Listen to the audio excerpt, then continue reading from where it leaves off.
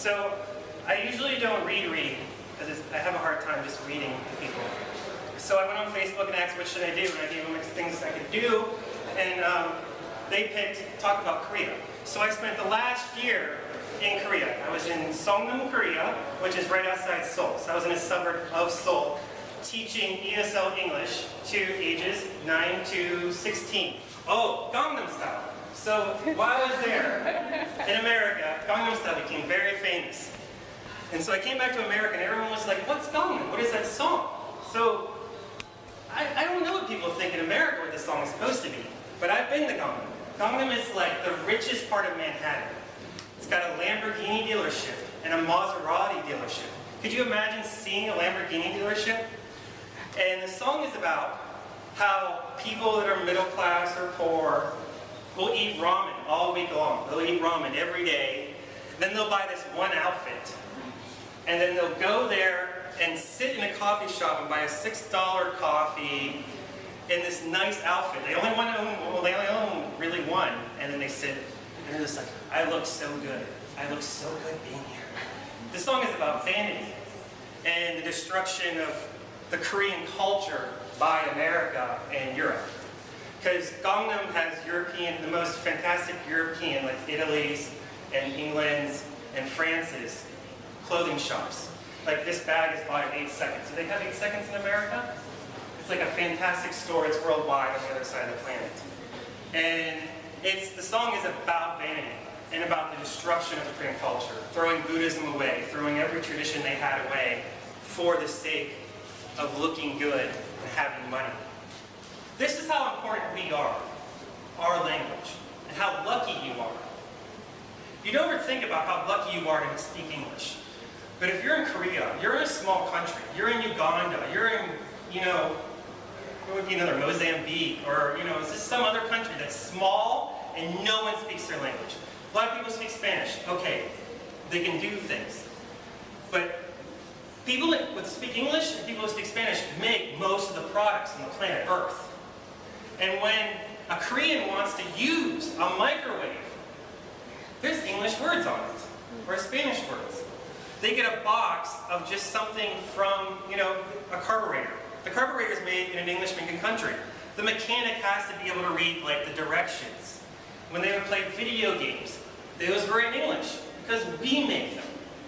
So when you think, why isn't this country rich, or why isn't this country doing this? It's because our language, and probably the Spanish language, controls power. It is just power. Our language is power.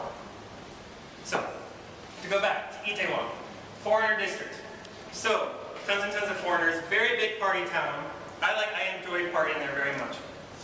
So I'm there, and it's me, 4 Koreans, a couple of professors. About 3 professors, guys, some Korean girls, and one semi-famous Korean author that I didn't really know. We're sitting there, it's about, when you would drink all night long. Because the subways didn't open until 7 in the morning. Till 5 in the morning, subways didn't open until 5. So you could wait all night long. So we're there, and you would buy just a liter of cask beer, and the whole table was covered in beer. It's like 3 in the morning. This table is covered. We've been drinking all night long. My friend Jake and I, one of the professors, have been drinking since about 2 in the afternoon we started drinking. I've been drinking all day long. And so we're sitting there, it's getting to the end of the night, and then I go to the bathroom, I'm peeing, and I come out, and a giant Korean man who looks like Danny Trejo. He's so ugly, his whole face is like torn apart. He is punching a little Korean man in the face, and they go by me. So he beats the little Korean man down, right? And everyone thinks it's over. I go and sit down, we're all laughing, because, he had 3 punches, it was okay. And then the little guy goes out of the focus of everyone's peripheral vision, and then the little guy comes out of the side, like this, holding 2 chopsticks in his hand. And he comes over, and I'm watching, I don't know what's wrong with me, I'm just so drunk. I don't speak the man's language, so I can't be like, he's coming. He's coming over, he grabs Danny Trejo, boom, right in the face, takes him down to the ground, and then my friend who exercises, the professor that exercises, he went and pulled the guy off. And then, and like, oh my God, I'm just like sitting there, and my girlfriend's taking pictures, of course, on her smartphone. This is her immediate reaction in any situation. And then Danny Trejo stands up, he's covered in blood, man, he's covered in blood. Just blood everywhere. Then they go outside, and Danny Trejo beats the shit out of the little guy, because they took his chopsticks away. And then the police come. And the police are usually in their early 20s. They don't have police like we do. They take all the men must go to the military, and they just have the military guys do it.